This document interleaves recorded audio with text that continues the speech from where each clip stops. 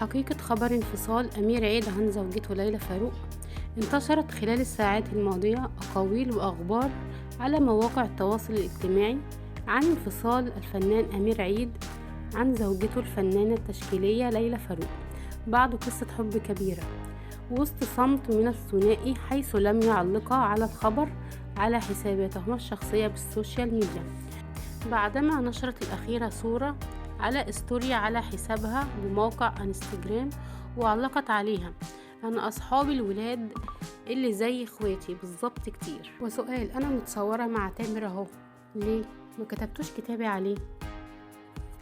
أمير عيد ملغاش متابعته لليلى فاروق على انستجرام، وهي برضو نفس الموضوع ملغتش متابعتها له، بس في الفترة الأخيرة هما الاتنين ما نشروش صور تجمعهم سوا.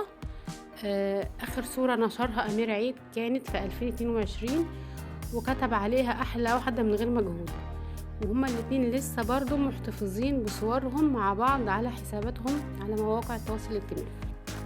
ليلى فاروق نشرت النهاردة صورة من عرض الأزياء اللي هي حضرته على حسابها على خاصية ستوري على انستجرام، وعليها أغنية ليلى اللي غناها لها أمير عيد. أمير عيد دايما كان يطلع في اللقاءات التلفزيونية ويتكلم عن قصة حبه مع زوجته من هو كان صغير، ودايما هي كانت بتدعمه وساعدته كتير في تخطي العديد من العقبات في حياته، واتكلم كتير عن وقفتها جنبه.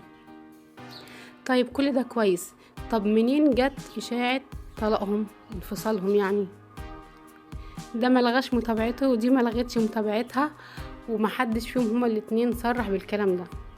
يا ترى بجد هما انفصلوا زي ما الناس ما بتقول، ولا دي مجرد إشاعة؟ بكرة المستخبى هيبان، بس أتمنى ما كانوش انفصلوا، يعني هي مش سنة الانفصال. ربنا يهدي الناس لبعضها يا رب. السلام عليكم.